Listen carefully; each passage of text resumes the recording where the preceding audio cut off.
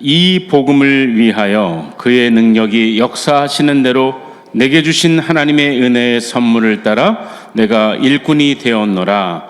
모든 성도 중에 지극히 작은 자보다 더 작은 나에게 이 은혜를 주신 것은 측량할 수 없는 그리스도의 풍성함을 이방인에게 전하게 하시고 영원부터 만물을 창조하신 하나님 속에 감추어졌던 비밀의 경륜이 어떠한 것을 드러내게 하려 하심이라. 아멘. 할렐루야. 지난 3일 동안 평안하셨습니까? 아멘. 오늘도 힘겨운 하루를 살아내시느라 참 수고 많으셨습니다. 남은 3일도 우리에게 주어진 하루하루 순간순간마다 하나님 붙잡고 승리하는 저와 여러분 되길 주님의 이름으로 축복합니다. 아멘. 우리에게는 항상 행복을 원하는 그런 마치 자석처럼 철을 당기는, 행복을 당기는 그 마음의 소원함이 있습니다. 그것은 아마 우리에게는 더 풍성함을 갈망하는, 그래서 상대적인 빈곤 가운데 늘 나는 가난하다 생각하기 때문인 것 같기도 합니다. 내가 없다, 무엇인가 없다라고 생각할 때 우리는 풍성함, 뭔가 채워짐보다는 불안해지고 걱정과 염려가 생깁니다. 사전적인 의미, 우리 이 세상에 살아가는 걱정과 근심 또 염려, 이 사전적인 의미는 우리가 뭐 잘 알고 있지만 한 번 더 살펴보면 걱정은 어떤 일이 잘못될까 봐 불안해하는 그 속을 태우는 그런 마음입니다. 어떤 일이 잘못될까 늘 불안해하는 그런 마음의 상태를 이야기하는 것입니다. 걱정보다 근심은 좀 더 다른 모습을 갖고 있습니다. 근심은 걱정과 비슷한 상태인 것 같지만 그것은 해결되지 않은 일 때문에 속을 태우거나 우울해하는 마음인 것입니다. 단지 생각에 멈춰 있는 것이 아니라 무엇인가를 노력해보고 되지 않음에 대한 안타까운 마음을 갖고 있는 것이 근심입니다. 그런데 하나님께서는 이 마음의 상태에 대해서 우리에게 이렇게 말씀하십니다. 너희는 마음에 근심하지 말라. 하나님을 믿으니 또 나를 믿으라. 우리가 근심한다고 해서 해결될 일이 아니죠. 또 염려도 또 사전적인 의미를 살펴보면 여러 가지로 마음을 쓰는 그 걱정함을 이야기하고 합니다. 여러 가지, 한 가지가 아니라 여러 가지 일로 인해 그 마음이 애쓰고 애쓰는 상태를 염려라고 합니다. 그러나 하나님은 이 염려의 상태도 우리에게 말씀하실 때 아무것도 염려하지 말고 다만 모든 일에 기도와 간구로 너희 구할 것을 감사함으로 하나님께 아뢰라. 그리하면 모든 지각에 뛰어난 하나님의 평강이 그리스도 예수 안에서 너희 마음과 생각을 지키시리라. 아멘. 우리 모두는 가난보다 풍성을 기대합니다. 그러니까 그 마음의 상태가 더 어떻게 보면 이 걱정과 근심과 염려 가운데 있을지 모르겠습니다. 풍성, 그것은 무엇인가를 잘 되기를 바라는 마음입니다. 내가 하는 것이 잘 되기를 바라는 것이죠. 그래서 가난보다 풍요함을 기대합니다. 우리나라도 많은 사람들이 미신, 하나님을 알지 못하는 많은 사람들, 선조 때부터 항상 농경 국가였으니까 농사를 지을 때마다 이 농사가 잘 되기를 원해서 농신제를 드렸습니다. 농부들이 음식을 차려놓고 농사를 주관하는 농신에게 풍년을 기원하며 드리는 제사입니다. 어디 이 땅만 그랬습니까? 삼면이 바다이고 또 섬이 많은 우리나라는 그 바다에 나갈 때마다 안전과 또 그 배를 타고 나가는 동력이 없는 대부분의 이 손으로 노를 저으며 나가는 그 조그만 배였으니까 늘 안전을 기대하죠. 무사히 다시 돌아오기를. 또 이왕 나갔으면 아주 배가 푹 가득하게 차는 그런 만선을 기원하는 그런 제사를 역시 해신제로 이 바다의 신에게 드렸습니다. 우리나라의 이 하나님을 알지 못하는 이 땅에도 동일하게 그랬듯이 이 성경 또 이 고대 군동 지방의 그 역사들을 살펴보면 역시 이 풍성함을 위해서 늘 우상을 찾았던 것을 볼 수 있습니다. 하나님께서 이스라엘 백성을 선택하시고 하나님의 백성 삼으신 이후에 광야 생활 그 긴 기간 동안 하나님의 백성답게 살라고 많은 율법도 주시고 또 애굽에서 쪄들었던 그 우상의 그 마음, 영적인 상태를 다 갈아엎으셔서 그저 이제 약속의 땅 가나안으로 보내셨습니다. 그 가나안에 들어가 볼 때 그 풍요로운 그 땅, 그러나 그 풍요로운 그 땅에 우상들도 풍요로웠습니다. 그래서 하나님이 그 가나안 땅을 바라고 있는 그 하나님의 백성들, 이 이스라엘에게 철저하게 다시 말씀하시는 것은 그 우상 숭배를 하지 말라는 것이었습니다. 그런데 우리가 잘 알고 있듯이 이스라엘 백성들이 그 가나안 땅에 들어가서 많은 우상들과 함께 하나님을 배신하는 일들이 너무나 많이 있었습니다. 우리 지혜로운 왕이라고 하는 솔로몬 왕도 많은 아내들을 얻으면서 그들과 함께 오는 우상들을 그저 거부하지 못하는 이 연약함 가운데 빠졌던 것을 우리는 잘 알고 있습니다. 이처럼 많은 사람들은 가난보다 풍성을 기대하고 있지만 예수님은 철저하게 가난을 선택하셨습니다. 이렇게 이방 땅에 만연해 있는 풍성을 기원하는 그 우상들에게까지 노출되는 이 하나님의 백성들. 그러나 예수님조차도 풍성보다는 가난을 철저하게 선택하셨습니다. 예수님의 모든 생애는 사실 가난이라고 이야기를 해도 과언이 아니었습니다. 한번 예수님의 출생 상태를 한번 잠깐 생각해 보시기 바랍니다. 예수님이 탄생할 당시를 보면 미국의 뉴욕이나 LA 같은, 또 우리나라로 생각하면 서울특별시나 광역시 같은 거대 도시에 예수님이 탄생하시지 않으셨습니다. 그 이름도 알 수 없고 그 지도에서도 찾아보기도 힘든 나사렛, 갈릴리의 나사렛이라고 하는 아주 작은 동네에 탄생하셨습니다. 또한 당시 주님이 이 땅에 오실 때 그 배경을 살펴보면 당시에 그 권력을 잡고 있는 로마 제국의 황제의 아들이나 최소 귀족의 아들로 태어나지 않고 정말 그저 이름 없는 목수의 아들로 오셨습니다. 돈도 없고 가난하고 배고픈 가난한 모습으로 예수님은 이 땅에 오셨습니다. 편안한 집도 아니라, 그 출생 당시도 편안한 집도 아니라, 또 호적 정리를 하다가 객지에서 호텔이나 최소 모텔이나 여인숙도 아닌 그저 말이 살고 있는 마구간, 그 말똥 냄새가 얼마나 가득한지 모르겠습니다. 저는 과천 그 경마공원에 아이들이 어렸을 때 우리 아이들을 체험하기 위해서 많이 가봐서 거기는 무료로 다 공개를 하기 때문에 그 마구간을 가봤습니다. 진짜 참을 수 없는 똥냄새가 천지를 진동하는 그곳에서 예수님이 탄생하신 것입니다. 이처럼 예수님은 그 출생 당시도 철저하게 가난으로 오셨고 또 사는 그 생활조차도 늘 없는 자들과 함께 가난하게 사셨습니다. 그래서 마태복음에 보면 여우도 굴이 있고 공중에 나는 새도 깃들 곳이 있으나 인자는 머리 들 곳조차 없다고 말씀하셨습니다. 늘 가난하고 배고프고 아프고 무시당하고 학대받는 돈 없고 힘 없고 희망이 없는 자들과 함께 하셨습니다. 또한 예수님은 사셨을 때뿐만 아니라 죽으시는 그 당시도 철저하게 가난하게 돌아가셨습니다. 한번 예수님의 그 십자가 사건을 한번 생각해 보십시오. 예수님은 갑옷도 아니라 어떤 천 조각 하나도 하누락이 걸치지도 않으시고 맨몸으로 십자가에 달려 죽으셨습니다. 또 죽으셨을 때에도 자신이 예비한 무덤조차 없어 아리마대 요셉의 무덤을 빌려 3일 동안 지내셨습니다.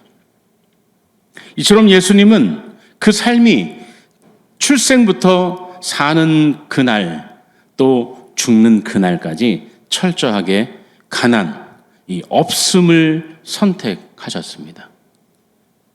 그 이유가 무엇이었을까요? 그것은 사람은 두 마음을 품을 수 없기 때문에 그 모습을 예수님께서 우리에게 그대로 보여주시기 위함이었습니다. 마태복음 6장 24절에 보면 한 사람이 두 주인을 섬기지 못할 것이니 혹 이를 미워하며 저를 사랑하거나 혹 이를 중히 여기며 저를 경히 여김이라. 너희가 하나님과 재물을 겸하여 섬기지 못하느니라. 또 누가복음 12장 21절에 보면 자기를 위하여 재물을 쌓아두고 하나님께 대하여 부요치 못한 자가 이와 같으니라. 예수님은 침례 이후에 공생애를 준비하는 그 과정에서도 철저하게 가난해지셨습니다. 사실은 한순간만 타협을 했으면 이 땅의 모든 권세, 그 모든 권력을 줄 수 있었습니다. 예수님이 침례 받으신 이후에 40일 금식 기도를 하신 이후에 광야로 가셨을 때 예수님을 대면한 존재가 사탄이었습니다. 예수님께 세 가지의 테스트를 하죠. 그래서 나에게 절만하면 온 천하의 그 권세를 내가 너에게 주겠다. 사실 이 예수님은 이 모든 권력조차도 또 권세조차도 오직 하나님 중심으로 철저하게 가난하게 그 가난을 선택하셨습니다. 그런데 그 예수님께서 12명의 제자들을 부르시고 자신의 이 공생의 사역을 같이 동고동락하며 훈련을 시키는 과정 가운데 예수님의 제자들을 향해서도 역시 가난으로 초대를 하십니다. 먼저 예수님이 12제자들이 그 선교지 파송하는 장면에서 나타납니다. 예수님께서 12제자를 훈련시키시고 그들을 선교지로 파송할 때 아무것도 가져가지 말라고 하십니다. 우리 성경 말씀을 한번 찾아봅니다. 마가복음 6장 8절로 9절의 말씀입니다.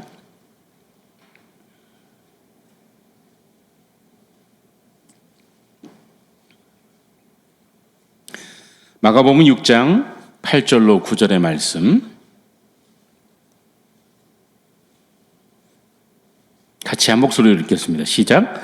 명하시되 여행을 위하여 지팡이 외에는 양식이나 배낭이나 전대의 돈이나 아무것도 가지지 말며 신만 신고 두 벌 옷도 입지 말라 하시고 이처럼 제자들에게 철저하게 가난으로 초대하셨습니다. 왜 예수님께서 이렇게 믿음의 훈련을 시키시고 이제 처음 예수님과 떨어져 제자들이 난생 처음으로 선교여행을 가는 것입니다. 그것도 가보지도 못한 그 동네에 가는 것입니다. 예수님과 떨어져서는 한 번도 생활해보지 못한 이 제자들. 그런데 그들에게 특별한 요청을 하시죠. 너희가 아무것도 가져가지 말라. 돈도 먹을 것도 신발도 옷도. 그리고 나서 예수님께서 그들에게 준 것은 오직 예수 그리스도의 이름의 능력과 권세였습니다. 그들이 각 처에, 각 성에, 성읍에 가서 예수의 이름으로 말씀을 선포할 때 정말 그들을 배척할 줄 알았던 그 땅에 많은 사람들이 그 말씀을 경청하는 기적이 일어났습니다. 또 병든 사람들을 믿음으로 손을 얹고 기도하니 병이 고쳐졌습니다. 또 귀신 들린 자를 예수 그리스도의 이름으로 선포할 때 귀신이 떠나가는 놀라운 역사를 경험했습니다. 이들의 그 놀라운 사역이 어디에서 있었습니까? 철저하게 가난 가운데 경험할 수 있었습니다. 진정 가난해졌을 때 예수 그리스도의 그 이름의 권세 안에 풍성함이 있다는 것을 경험하게 되었습니다. 능치 못하는 것이 없고 할 수 없는, 못하는 것이 없는 놀라운 역사가 그들에게 일어나게 된 것입니다. 그 이후에도 예수님은 제자들을 향해 계속해서 가난으로 초대하는 장면이 등장합니다. 바로 오병이의 기적 사건에도 나타납니다. 누가복음 9장에 우리 한번 찾아서 보겠습니다. 누가복음 9장 12절, 13절의 말씀입니다.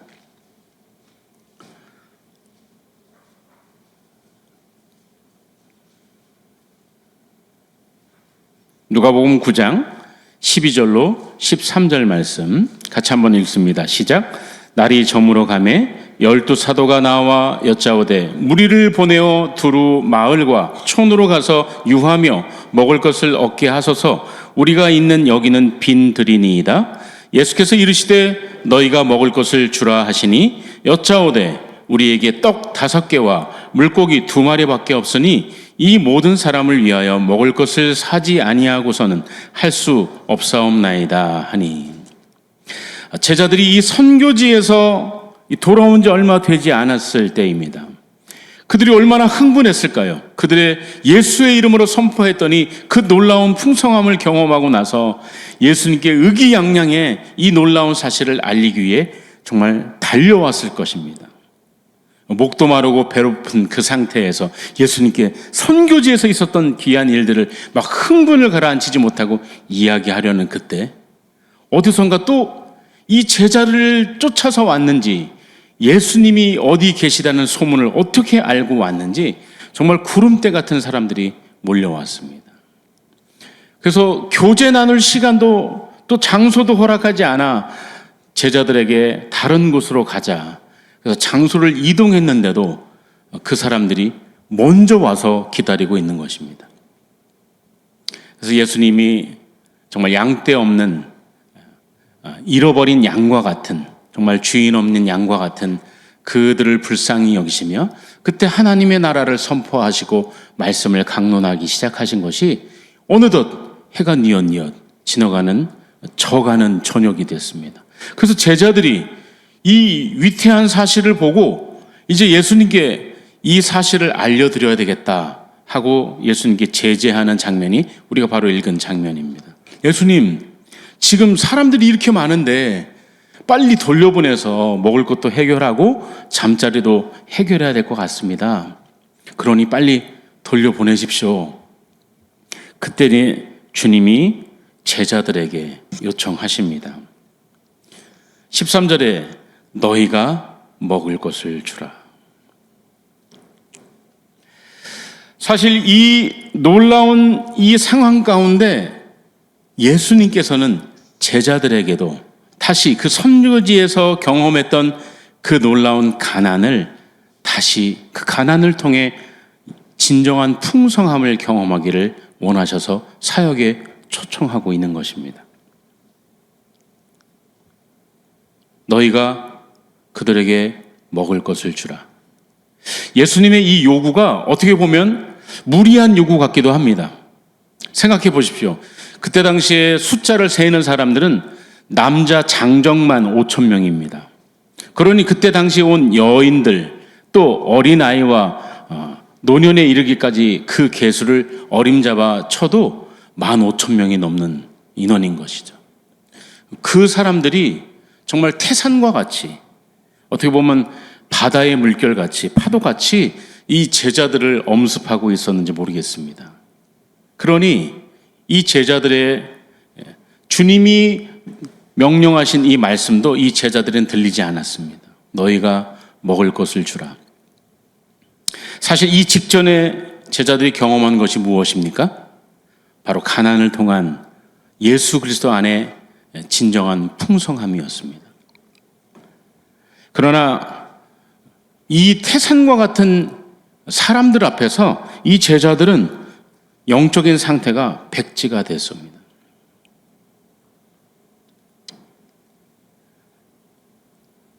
이 직전에 그렇게 예수 그리스도의 이름으로 귀신도 쫓아내고 수많은 병자도 고치고 또 그 이름의 권세와 능력을 경험해서 진정한 풍성함을 경험했던, 맛보았던 그들이 지금 문제 앞에서 사실은 백지가 된 것입니다.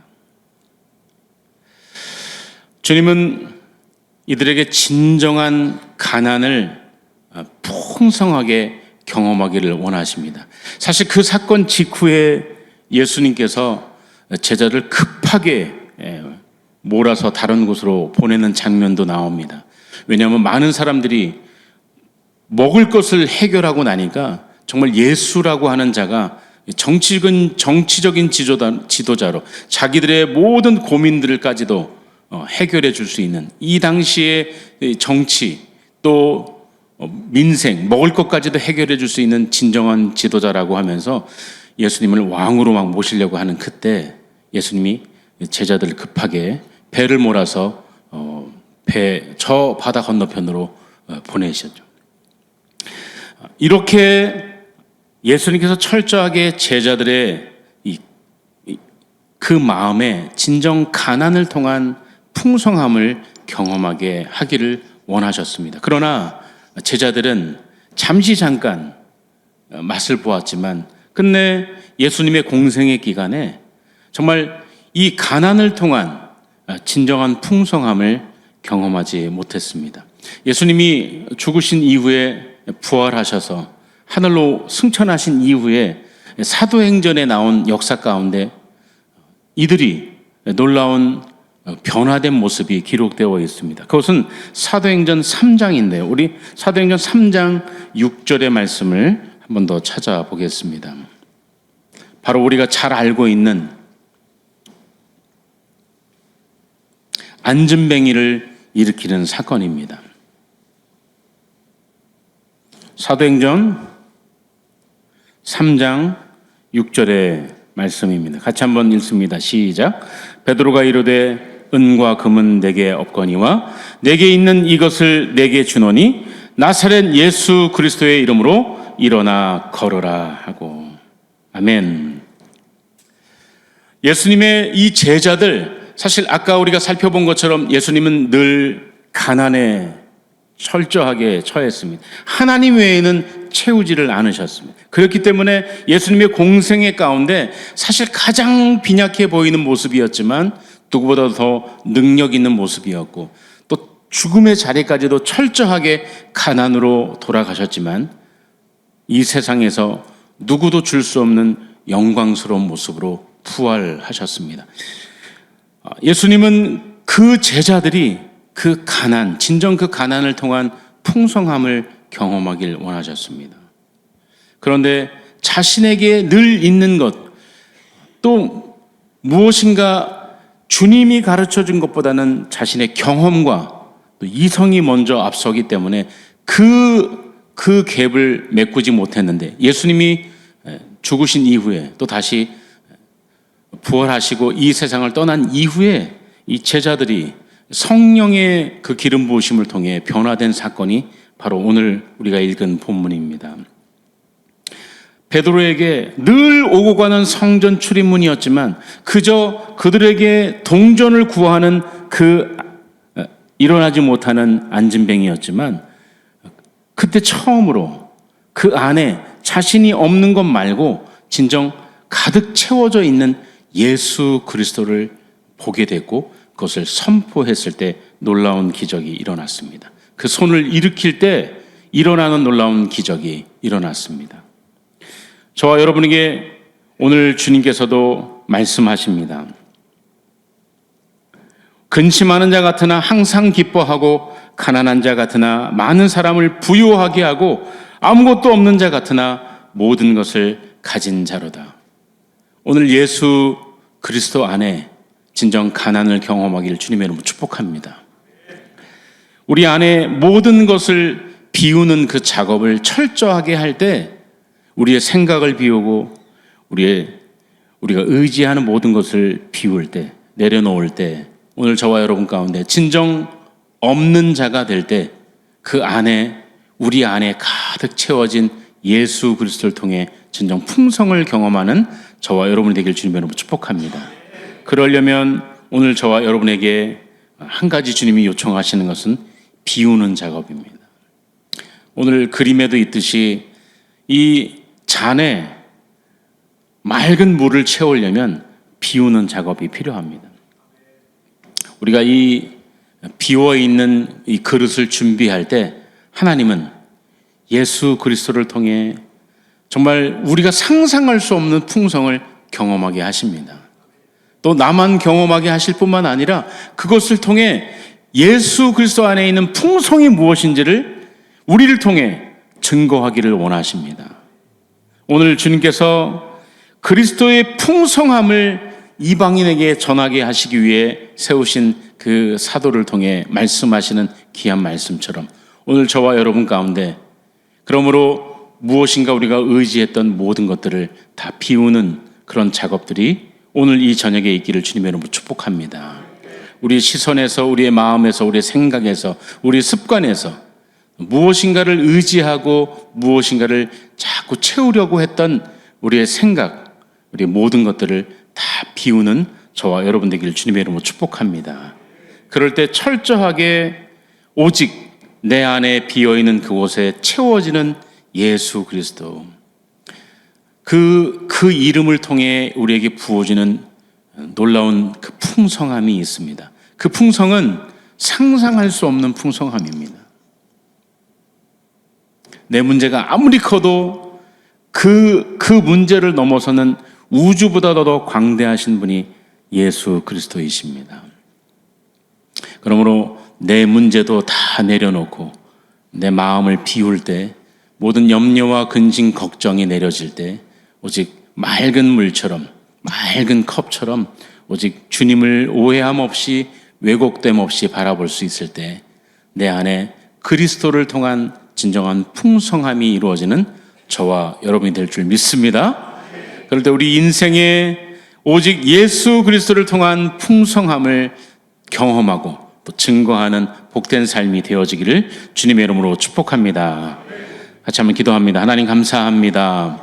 오늘 없는 자의 풍성함이 무엇인지를 살펴보았습니다. 진정 없어야 합니다. 주님이 그러셨듯이 철저하게 가난하게 태어나셨고 가난하게 사셨고 가난한 자들과 함께 하셨습니다. 죽음의 그 자리까지도 철저하게 가난하게 돌아가셨습니다. 그 이유가 무엇일까요? 그 마음에 혹이나 두 주인을 섬길까? 그 마음에 미혹됨이 있을까? 하나님, 예수님께서는 철저하게 가난해지셨습니다. 또 그렇게 공생애 가운데 그렇게 훈련하며 함께 하길 원했던 제자들에게도 가난을 요청하셨습니다.